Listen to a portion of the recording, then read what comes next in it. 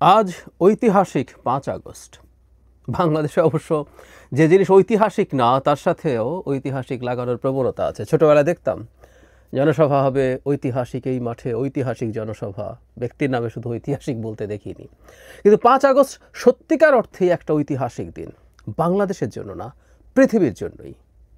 একজন স্বৈরাচারকে কিভাবে একটা দেশের জনগণ স্বতঃস্ফূর্ত গণ অভ্যুত্থানের মাধ্যমে, আই রিপিট, স্বতঃস্ফূর্ত গণ অভ্যুত্থানের মাধ্যমে, এটা খুব অর্গানাইজ স্ট্রাকচার্ড কিছু ছিল না, তার পতন ঘটায় এবং তাকে পালিয়ে যেতে বাধ্য করে, এ এক অনন্য নজির পৃথিবীর সামনে।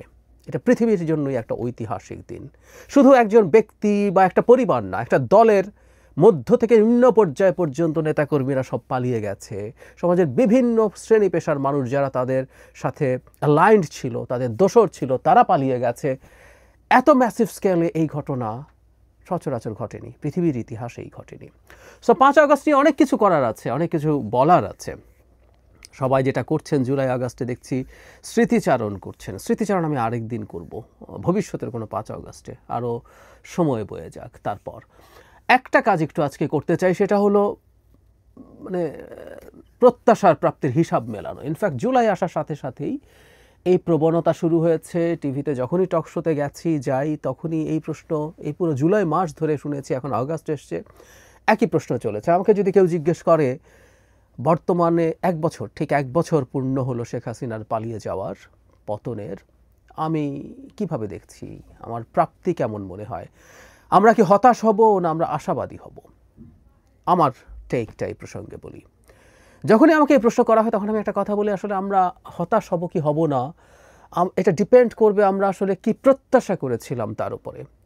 প্রত্যাশার সাথে প্রাপ্তি মিলল কি মিলল না, প্রত্যাশার সাথে প্রাপ্তির গ্যাপ কতটুকু, সেটার উপরে ডিপেন্ড করবে আমরা সন্তুষ্ট হব কি হব না। সেটা হচ্ছে প্রধান কারণ। এখন কারো প্রত্যাশা যদি অনেক বেশি হয়ে থাকে, প্রাপ্তি যদি অনেক কম হয়, সেটার তুলনায় কম দেখাবে প্রাপ্তিকে, সে হতাশ হবে, খুব স্বাভাবিক। এই প্রত্যাশাটা খুবই সাবজেক্টিভ। এক একজন এক এক রকমভাবে এক এক জিনিস চেয়েছেন। কেউ স্বতঃস্ফূর্তভাবে চেয়েছেন, কেউ তার ধান্দাবাজির কারণে এক ধরনের খোয়াব দেখেছেন। সব কিছুই এই ধরনের পরিস্থিতি আসলে তৈরি করছে।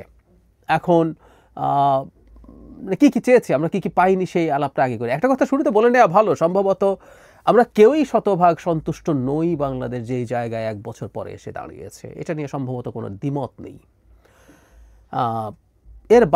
এর বাইরে আমরা কী কী চেয়েছিলাম, কী কী পাইনি বলে আলাপ আছে, সেগুলো নিয়ে কয়েকটা কথা, এবং সেখানে আমার অবস্থানটা আমি একটু বলতে চাই। যেমন আমরা অনেকে এটাকে বিপ্লব হিসাবে দেখার চেষ্টা করেছি, কেউ কেউ ইনোসেন্টলি, কিন্তু এটার যে মূল প্রবক্তারা ছিলেন, মূল যে ইন্টেলেকচুয়াল সাপোর্ট দিয়েছেন, সেই মানুষগুলো এটা বিপ্লব না বোঝার কোনো কারণ ছিল না।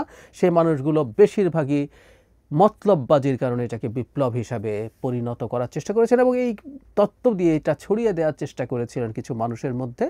আমাদের এডুকেটেড মিডল ক্লাসের একটা অংশ এটাকে বিপ্লব বলে ভুল করেছিলেন। ফলে যেটা হয়েছে, যারা বিপ্লব মনে করেছিলেন তারা বিপ্লবের কাছে যা যা চাওয়া যায়, একটা সোশিও ইকোনমিক স্ট্রাকচার, একটা পলিটিক্যাল স্ট্রাকচারের আমূল পরিবর্তন, ওলট পালট, সেটা হয়নি। তাই তারা হতাশ হয়েছেন। আবারও বলছি, ডিপেন্ড করছে কি প্রত্যাশা করা হয়েছে সেটার উপরে। যারা এটাকে বিপ্লবও মনে করেননি, তারা শেখ হাসিনার সময় তো আমরা দীর্ঘ সময় লড়াই করেছি। ইনফ্যাক্ট এটা জুলাই আগস্টের ইস্যু ছিল না, বছরের পর বছর আমাদের লড়াইয়ের ইতিহাস আছে। রাজনৈতিক দলগুলো করেছে, সিভিল সোসাইটি করেছে, ব্যক্তিরাও সামাজিক মাধ্যমে তার যতটুকু সাধ্যে কুলিয়েছে ততটুকু করেছে।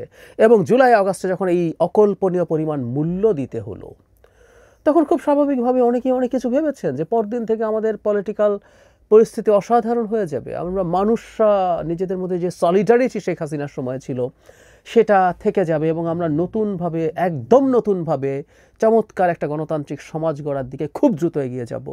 আমাদের দেশের দুর্নীতি, অনিয়ম কমে যাবে, আমরা একে অপরের প্রতি সহমর্মী হয়ে উঠব, যেমন আমরা শেখ হাসিনার সময় ছিলাম, বিশেষ করে শেষ সময়গুলোতে ছিলাম। এনারাও হতাশ হয়েছেন, তারাও হতাশ হয়েছেন, কারণ তারা এইভাবে এক্সপেক্ট করেছেন, সেটার কারণেই হতাশ হয়েছেন, যদি এটা হওয়ার কোনো কারণ ছিল না। ডক্টর ইউনূস সরকারের উপরে অনেক বেশি প্রত্যাশা অনেকের ছিল, যেহেতু ডক্টর ইউনূসের মতো একজন দিকপাল, সারা পৃথিবীর মানদণ্ডেই এত বড় ব্যক্তিত্বের একজন মানুষ দায়িত্ব নিয়েছেন, অনেক বেশি প্রত্যাশা ছিল। তিনি অনেক কিছু করতে পারবেন। তার টিম সিলেকশন নিয়ে প্রশ্ন থাকলেও শেষ পর্যন্ত অ্যাজ আ টিম এটা ভালো হবে, কিন্তু আসলে অনেকের বিবেচনা এবং আমার বিবেচনায়ও এই টিম একদমই ভালো করেনি। মানে আমি মাথায় রেখে বলছি যে ডক্টর ইউনূসের জন্য পারফর্ম করা কঠিন ছিল। শেখ হাসিনার সময় আমাদের বছরের পর বছর আমাদের প্রত্যেকটা রাষ্ট্রীয় প্রতিষ্ঠানকে একেবারে ধ্বংস করে ফেলা হয়েছে, এটা নিয়ে আমি দ্বিমত করি না। কিন্তু সেই ধ্বংসযজ্ঞের মধ্যে দাঁড়িয়েও আরও ভালো করার সুযোগ ছিল। ডক্টর ইউনূসের সরকার সেটা পারেননি, একেবারেই পারেননি। এবং কি মানে তার ব্যর্থতার তালিকা অনেক বড়। এর মধ্যে ন্যূনতম আইন শৃঙ্খলা রক্ষা, যেটা একটা নিতান্ত রুটিন কাজ, একটা 3 মাসের তত্ত্বাবধায়কের জন্য একটা রুটিন কাজ, সেটাও তারা ঠিকঠাক মতো করতে পারেনি। এবং ডক্টর ইউনূসের জায়গা থেকে আমি দেখি না যে এটা ভালো করার চেষ্টা আছে। তিনি ক্যাবিনেট শাফল করছেন, নতুন নিচ্ছেন, চেঞ্জ করছেন, এই ঘটনাগুলো আসলে দেখি না। ফলে তার শাসন আমলটা নিয়ে আমাদের হতাশা আছে, আমরা বেটার জায়গায় থাকতে পারতাম, এটা ঠিক।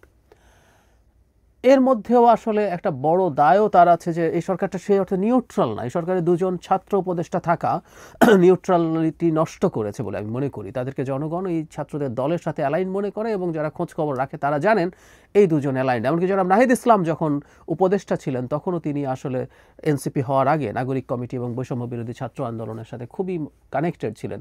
উমামা ফাতেমা এটা বৈষম্য বিরোধীদের সম্পর্কে বলেছেন যেটা হেয়ার রোড থেকেই পরিচালিত হতো, এগুলো আসলে আমরা জানি।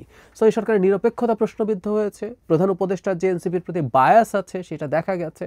আমি স্মরণ করব তিনি পদত্যাগ করতে পারেন এই অভিমানের কথা তিনি নাহিদ ইসলামকে জানিয়েছেন। আবার অন্য কোনো দল যেমন বিএনপির সমালোচনা করছেন কঠোরভাবে, এই জিনিসগুলো হয়েছে। ফলে এই সরকারের নিরপেক্ষতাও যখন প্রশ্নবিদ্ধ হয় তখন এই সরকারটা আসলে আমাদের এই প্রত্যাশা যেটা ছিল সেটার আশপাশে যেতে পারে না।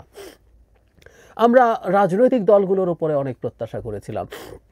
আমরা মনে করেছিলাম যে পোস্ট 5 আগস্ট রাজনৈতিক দলগুলো নিজেদের মধ্যে অসাধারণ গণতান্ত্রিক মানসিকতা দেখাবে, তাদের মধ্যে তর্ক বিতর্ক থাকবে কিন্তু মোটা দাগে গণতান্ত্রিক মানসিকতা থাকবে, অনেকেই মনে করেছিলেন। আমি ব্যক্তিগতভাবে আসলে সেটাও মনে করিনি, সেটাও এক্সপেক্ট করিনি, কিন্তু অনেকে মনে করেছিলেন।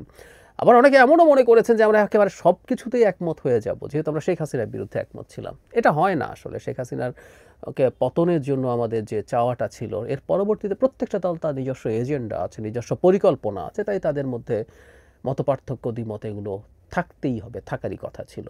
এই হচ্ছে দলগুলো সম্পর্কে। অনেকে মনে করেছেন দলগুলোর লোকজন চাঁদাবাজি করবে না, তারা ভালো হয়ে যাবে, সরকারের কর্মকর্তারা, প্রজাতন্ত্রের কর্মচারীরা, আমরা কর্মকর্তা বলি যদিও, সাংবিধানিকভাবে প্রজাতন্ত্রের কর্মচারীরা অনেক ভালো হয়ে যাবেন, দুর্নীতি কম হবে, এরকম নানা স্বপ্ন আসলে চারদিকে দেখা হয়েছে। এবং সেই কারণে হতাশাটাও অনেক বড়। কিন্তু প্রশ্ন হচ্ছে আগেই কি ভালো ছিলাম সব কিছুর পরও? এই প্রশ্ন আবার কেউ কেউ করার চেষ্টা করেন, এবং এই প্রশ্ন যারা করার চেষ্টা করেন তাদের সম্পর্কে আমরা একটু সতর্ক থাকতে হবে। এবার আমি আসলে কি স্বপ্ন দেখেছিলাম বা কেন কম দেখেছিলাম, কতটুকু ভঙ্গ হয়েছে? আমার আসলে একটা স্বপ্নই মোটা দাগে ভঙ্গ হয়েছে। আমি ভেবেছিলাম ডক্টর ইউনূসের সরকার আরও ভালো দেশ চালাবেন, তিনি মানুষের সলিডারিটি ধরে রাখার জন্য চেষ্টা করতে পারবেন। বেশ কিছু বেঞ্চমার্ক, আমি প্রায়ই বলি, আপনারা যারা আমাকে নিয়মিত শোনেন তারা জানেন, তিনি অনেকগুলো বেঞ্চমার্ক তৈরি করবেন। খুব বড় বড় কিছু না, বিশাল কিছু না, হসপিটালে ডাক্তার পাওয়া যাচ্ছে, কিছু স্টেপ নিলেন, কিছু ঔষধ পাওয়া যাচ্ছে। তিনি স্টেপ নিলেন যে আমাদের সামাজিক সুরক্ষা, এই যে এখনও কিন্তু ঠিক আছে ভুয়া নাম ছিল, এখনও কিন্তু এই তালিকাটা তৈরি করা হয়নি। এই বাজেটেও আমরা দেখেছি এই খাতগুলোতে বরাদ্দ বেশি হয়নি, শিক্ষা, স্বাস্থ্য বা সামাজিক সুরক্ষা না। এগুলো বেঞ্চমার্ক হতে পারতো যে খুব সিগনিফিক্যান্ট একটা ইনক্রিজ এখানে অন্তত কাগজে কলমে দেখানো হয়েছে। প্রশাসনের দুর্নীতির একটা বড় অংশ তিনি কমিয়ে আনতে পারবেন, সেটা আমরা দেখতে চেয়েছিলাম। না, সেটা হয়নি, সেটা হয়নি। বরং আমরা এটা বলবো তার প্রশ্রয়ে ছাত্রদের একটা বড় অংশ এই প্রশাসনের নানান রকম দুর্নীতিতে, তদবিরে জড়িয়ে পড়েছে। তো এইগুলোর জায়গায় হতাশা আছে। তিনি মানে দুর্নীতি বা সুশাসন নিশ্চিত করার জন্য যেখানে যেখানে চাঁদাবাজির অভিযোগ বিএনপির বিরুদ্ধে করা হয়, ট্রুলি বিএনপির গ্রাসরুটের অনেকেই এর সাথে জড়িত হয়ে গেছে, কিন্তু সরকার কতগুলো পদক্ষেপ নিয়ে বেঞ্চমার্ক সৃষ্টি করতে পারত, আইন শৃঙ্খলা নিয়ে বেঞ্চমার্ক সৃষ্টি করতে পারত, কিন্তু করেনি। এই একটা জায়গায় আমার হতাশা আছে। আমি আবারও বলছি, তিনিও বাংলাদেশকে অসাধারণ কিছু বানিয়ে ফেলবেন সেটা মনে করিনি, সেটা এক্সপেক্টও করিনি, কিন্তু ওটুকু হতে পারত। এর বাইরে যা যা ছিল আসলে এগুলো হওয়ার কথা ছিল না। রাজনৈতিক দলগুলো দীর্ঘদিন একটা স্বৈরাচারী ব্যবস্থার মধ্যে যখন থাকে, তার মধ্যেও স্বৈরাচারী মানসিকতা বা প্রবণতা ঢুকে যায়। সে তখন গণতান্ত্রিক পরিবেশে কিভাবে ডায়ালগ করতে হয় সেটা না বোঝারই কথা। এই যে আমাকে যার বিরুদ্ধে এই কথা বলছি। আমি ইসলামী রাজনীতি অপছন্দ করি যখন এই কথা বলি। এটা আইডেন্টিটি পলিটিক্স বলে, এটা ইসলাম বলে না। অনেকে আমাকে ইসলামোফোব মনে করেন, খুবই রং কথা এটা। বিজেপির বিরুদ্ধে আবার কি পরিমাণ বক্তব্য আছে যে কেউ দেখতে পারেন, কারণ ওইটাও একটা আইডেন্টিটি পলিটিক্স। আমি বাঙালি জাতীয়তাবাদও যে একটা আইডেন্টিটি পলিটিক্স এবং পরিত্যাজ্য, সেটা নিয়েও লিখেছি, কথা বলেছি। কিন্তু যখনই বলছি আমাকে বিভৎস গালিগালাজ করা হয়, আমাদের র্যাডিক্যাল ইসলামিস্টদেরকে নিয়ে যখন কথা বলেছি গালিগালাজ করা হয়েছে, এমনকি যেটা খানিকটা হতাশার, এনসিপিরও যখন সমালোচনা করেছি তখনও দেখা গেছে একই ধরনের আক্রমণাত্মক এবং গালিগালাজের মতো কথা। এটা নিয়ে যে আমি খুব অবাক হয়েছি তা না, কারণ শেখ হাসিনার সময় আসলে আমরা এতেই অভ্যস্ত ছিলাম। তারা যখন বল প্রয়োগ করছে, গালি হচ্ছে কথা দিয়ে বল প্রয়োগ করা। সো এই প্রবণতা আমরা অভ্যস্ত হয়ে পড়েছি। আমরা এখন পরস্পরের বিরুদ্ধে সেটা ব্যবহার করছি। এটা একটা গণতান্ত্রিক ব্যবস্থায় ধীরে ধীরে ঠিক হবে বলে আমি আশা করি। সুতরাং এটা নিয়েও আসলে খুব বেশি হতাশ হওয়ার বা মাথা ঘামানোর কিছু নেই। জরুরি কথাটা হচ্ছে আমরা এমন একটা জায়গায় যেন চলে না যাই যে আমরা পরস্পরের শত্রুতে পরিণত হই এবং যে কোনো মূল্যে একজনের চাওয়াকে আমরা হ্যাম্পার করার চেষ্টা করি। যে যেমন আমরা নির্বাচন নিয়ে নানান আলাপ করছি, এক এক দল এক একভাবে ভাবছে, সেই আলাপটা তারা করতেই পারেন নির্বাচনের জন্য বেশি সময় কম সময় পাওয়া নিয়ে। কিন্তু কেউ যদি মনে করেন যে নির্বাচনটাই হতে দেব না, সেটা একটা খুবই খারাপ ব্যাপার হয়ে দাঁড়াবে, সেটা একটা বিভৎস ব্যাপার হয়ে যাবে। ওটা একটা রেড লাইন, ওটা আমাদের ফলো করতে হবে। আমরা আমাদের তরুণরা পোস্ট 5 আগস্ট যা হয়েছেন, যা করেছেন, সেটা নিয়ে অনেকে হতাশ বোধ করছে যে এই তরুণরা প্রাণ হাতে নিয়ে বুলেটের সামনে দাঁড়িয়েছিল, কিন্তু 5 আগস্টের পর থেকে তাদের অনেকেই নানান অনিয়ম, দুর্নীতি, অন্যায়ের সাথে জড়িয়ে গেছেন। আমরা এই আলাপ করেছি, এটার জন্য প্রধান উপদেষ্টার একটা বড় দায় আছে। তিনি তাদেরকে ক্ষমতার কাছে ফর্মালি ক্ষমতায় নিয়েছেন, দুজনকে প্রথম, তারপর 3 জনকে উপদেষ্টা বানিয়েছেন, মন্ত্রণালয়গুলোতে ছাত্র প্রতিনিধি রাখার ব্যবস্থা করেছেন, আর ইনফর্মালিও বাইরে থেকে প্রচুর তদবিরবাজি, টেন্ডারবাজি তারা করে গেছেন, আমরা জানি, জেনেই বলছি। কিন্তু এটা হতাশ হওয়ারও কিছু নাই। এই কথাগুলো আমি খুব খোলামেলা বলেছি, অনেকের কাছে খারাপ লাগে, বিস্তারিত ভিডিও করেছি। যে তরুণরা বিসিএস চাকরি করতে চেয়েছিলেন, বিসিএস যারা চাকরি করতে যান, প্রধান অংশ করাপ্ট হন, আমি সবাইকে বলছি না। সো এই তরুণরাও যারা এই চাকরি করতে যেতেন, তাদের একটা বিরাট অংশ এই দুর্নীতির সাথে জড়াতেন, রেন্ট সেকিং করতেন। তো তারা এখন রেন্ট সেকিং যদি সুযোগ পান, এখন করবেন না কেন? এটাও খুবই প্রত্যাশিত এই সমাজে, এই পচে যাওয়া সমাজে, যেখানে এখন দুর্নীতি নিয়ে কোনো রকম কোনো প্রশ্ন নাই। কেউ একজন দুর্নীতি করে বাড়ি গাড়ি মুহূর্তে যদি করে ফেলেন, এই সোসাইটিতে কেউ প্রশ্ন করে না, বরং আমরা ওই জায়গায় যেতে না পারা জনিত হতাশা বোধ করি। পরিবারগুলো চায় তাদের সন্তান ওই জায়গাটায় যেতে পারুক, যাতে সে রাতারাতি এসব করতে পারে। এগুলো তো আমাদের সামনে আসলে খুবই ক্লিয়ার। সো এই সমাজ থেকে রাতারাতি সব পরিবর্তন হয়ে যাবে, এটা মনে করারও আসলে কোনো কারণ নেই, আমি মনে করি না। সো যা যা হচ্ছে এগুলো আবারও বলছি সবই প্রত্যাশিত। কিন্তু আসার জায়গা যেটা আমি 5 তারিখে দাঁড়িয়ে বলছি, মানে শেখ হাসিনার মতো একজন ইতর অসভ্য মানুষকে আমরা পদচ্যুত করতে পেরেছি এবং তাকে পালিয়ে যেতে বাধ্য করতে পেরেছি, যিনি এই 2-3 দিন আগেও বলছিলেন মুজিবের মেয়ে নাকি পালায় না, শেখ হাসিনা নাকি পালায় না। এটা আমরা করতে পেরেছি। এর চেয়ে বড় অর্জন, এই একটা অর্জনের ওজন আমি মনে করি বাকি সব অর্জনের চাইতে বেশি, মানে বাকি সব হতাশার চাইতে বেশি। হতাশাকে এক পাল্লায় যদি আমরা তুলে দিই, কেন এটাকে আমি এত বড় করে দেখি, মানে আমরা আমাদের দেশটাকে কেমনভাবে গড়তে চাই, আমরা সেটা নিয়ে তর্ক বিতর্ক করছি, আমরা সংবিধান সংস্কার নিয়ে আলাপ করছি, আমরা আইন সংশোধন নিয়ে আলাপ করছি, নানা রকম আলাপ আলোচনা আমরা করছি, মানে আমরা আমাদের আইডেন্টিটি নিয়ে আলাপ করছি, আমাদের এখানে ইডিওলজিক্যাল ডিবেট হচ্ছে, এগুলো বাড়াবাড়ি হচ্ছে, কোনো সন্দেহ নাই, কিন্তু হচ্ছে।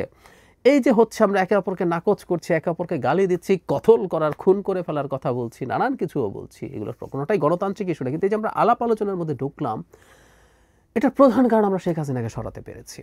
মানে শেখ হাসিনা যতদিন ছিলেন, তিনি কত সাল পর্যন্ত থাকবেন, আমরা এটা নিয়ে অনেকে কনফিউজড হয়ে গিয়েছিলাম। 2041-41 বলতেন সবাই, দেখা যেত তাও নাও হতে পারতো। ফলে রাষ্ট্র নিয়ে আমাদের যাবতীয় চিন্তা, আমাদের সমাজ নিয়ে যাবতীয় চিন্তা, আমাদের যাবতীয় যত পরিকল্পনা, কোনো কিছুই হতো না ওই ইতর নারী যদি আমাদের পদে, মানে আমাদের ব্যারিয়ার হিসাবে আমাদের পথের মধ্যে থাকতেন।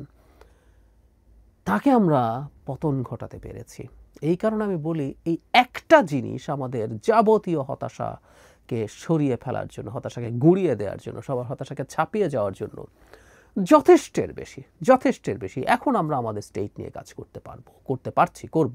তবে সেটা যাতে একটা নির্দিষ্ট পর্যায়ে থাকে, কারণ আমরা এটা স্মরণ রাখবো, পোস্ট 5 আগস্ট আমাদের যে পরিস্থিতি হয়েছে, আমরা এখনও খুব এক্সট্রিম পর্যায়ে চলে যাইনি, কিন্তু এই যে গণ অভ্যুত্থান সফল হওয়ার পর ইজিপ্টে কি হয়েছে আমাদের সেটা মনে রাখার প্রশ্ন আছে। সুতরাং একটা নির্বাচন হয়ে গেলেও যে সব শেষ হয়ে যাবে তা না, ওখানে একটা নির্বাচন হয়েছিল, কিন্তু তারপর কি পরিস্থিতি হয়েছে, সে কীভাবে সামরিক শাসন আসলো মাথায় রাখতে হবে। বা তিউনিসিয়াতেও যেভাবে এক্সট্রিম পর্যায়ে চলে গিয়েছিল বাকবিতণ্ডা, সংকট, সংবিধানের আলোচনা, আমাদের এগুলোও স্মরণ রাখতে হবে। আমি যদি তুলনা করি, আমরা এখন ওই পর্যায়ে যাইনি, কিন্তু আমাদের এই প্রাথমিক কাজটা তো হয়ে গেল। আমরা এই 5 আগস্টে আমার আরেকটা জিনিসও খুব মনে পড়ে, সেটা হচ্ছে আওয়ামী লীগের ওপরে প্রতিশোধমূলক কর্মকাণ্ড খুব বেশি হয়নি। আমি আসলে এত মুগ্ধ হয়েছি এই সময়টা নিয়ে যে বাংলাদেশের মানুষ এই কাজটা করতে পেরেছে। আমি নিজে ভীত ছিলাম, ব্যক্তিগত পর্যায়ে এত বেশি অন্যায় অত্যাচার করেছে আওয়ামী লীগের লোকজন, বিএনপি তার সর্বোচ্চ পর্যায় থেকে চেয়েছে, কিন্তু চাইলেও যে সেটা রক্ষা করা হবে সেটা আমার মনে হয়নি। আমার মনে হয়েছিল হাজার হাজার, কয়েক হাজার মানুষ হত্যাকাণ্ডের শিকার হতে পারেন, সেটা হয়নি। কি অসাধারণ ব্যাপার! তার চাইতে বড় কথা, 5 তারিখ থেকে 8 তারিখ পর্যন্ত 3 দিন দেশে সরকার ছিল না। মানে কি হতে পারতো না সেদিন, যে কেউ যে কারো বাসায় গিয়ে ডাকাতি, ব্যাংক ভেঙে ডাকাতি, জুয়েলারি, আমি প্রায় বলি বাইতুল মোকাররমের মতো একটা মার্কেট যেখানে এত জুয়েলারির দোকান, এগুলো লুট হয়ে গেলে কে কি করত? অবিশ্বাস্যভাবে আমরা এগুলো কিছুই করিনি, সেই অর্থে কিচ্ছু হয়নি। ডাকাতের কতগুলো গুজব আওয়ামী লীগের কিছু লোকজনের দিক থেকে হয়তো ছড়ানো হয়েছিল, দু একটা জায়গায় হয়তো খানিকটা সমস্যা হয়েছে। আমরা জাতি হিসেবে ওই সময়টায় কি অসাধারণ বিপদের দিনে আমরা খুব নীতি বা নৈতিকতাপূর্ণ জাতি মনে করি না আমি আসলে। আমরা দেখছি তো এখন আমরা কি অবস্থায় চলে গেছি, কিন্তু ওই সময়গুলোতে আমরা কি অবিশ্বাস্য নীতি নৈতিকতার মধ্যে ঢুকে গিয়েছিলাম, আমরা কীভাবে কি অবিশ্বাস্যভাবে পরস্পরের পাশে দাঁড়িয়েছিলাম, এক অকল্পনীয় স্মৃতি। সুতরাং 5 আগস্ট 1 বছর পরে দাঁড়িয়ে আমি মোটেও হতাশ নই। শেখ হাসিনাকে আমরা ঝেঁটিয়ে বিদায় করিয়েছি, খেয়ে দিয়েছি, বাকি কাজ আমরা পারবো।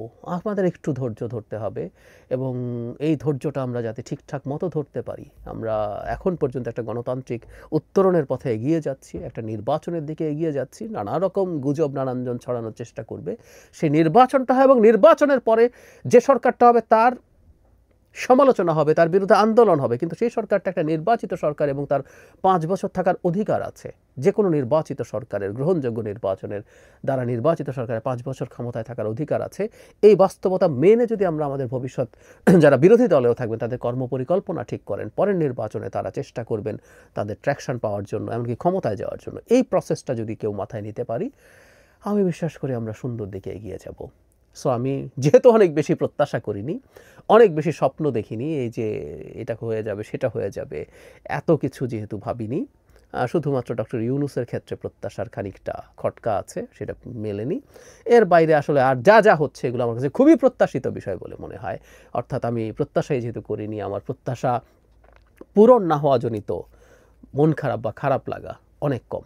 5 আগস্টের পর থেকে বহু বক্তৃতায় অনেক প্রোগ্রাম হতো, আমি আশাকে নিচে নামিয়ে রাখতে বলছিলাম, প্রত্যাশাকে নিচে নামিয়ে রাখতে বলেছিলাম, কারণ আমরা এটা আমাদেরকে হতাশ করবে, তখন আমাদের অর্জনগুলো আমরা আসলে দেখতে পাবো না। আমাদের একটা অর্জন, শেখ হাসিনারকে এটা করতে পারা, এই জিনিসটার মাথায় রাখি, এই অর্জনটাকে মাথায় রাখি, এবং শেখ হাসিনাকে কেন আমরা সরাতে চেয়েছিলাম সেটা যদি মাথায় রাখি, আমরা বাকি কাজ আসলে ঠিকঠাক করতে পারবো বলে আমি সিরিয়াসলি বিশ্বাস করি।